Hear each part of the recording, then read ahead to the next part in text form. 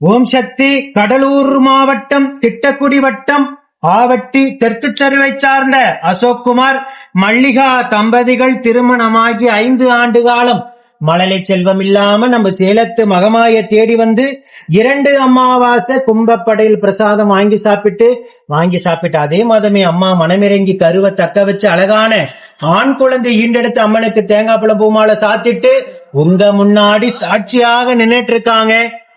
சொல்ல விரும்புறீங்கப்பா, 5 வருஷம் நீங்க இருந்த கடந்த வாழ்க்கை 2வது மாசமே கரு தக்க வச்சு ஆண் பரிசா கொடுத்திருக்காங்க. அம்மாவை பத்தி என்ன நினைக்கிறீங்க? அம்மா சக்தி பத்தி என்ன சொல்ல விரும்புறீங்க? மக்கள் கரு தங்கினவனு என்ன நினைச்சீங்க? வந்தோம் யூடியூப்ல பார்த்துதான் வந்தோம். எதுவுமே பேச முடியல. 2வது மாசமே கரு தங்கினது ரொம்ப சந்தோஷமா இருந்தது. கரு தங்கினவன அந்த தருணம் எப்படி இருந்தது?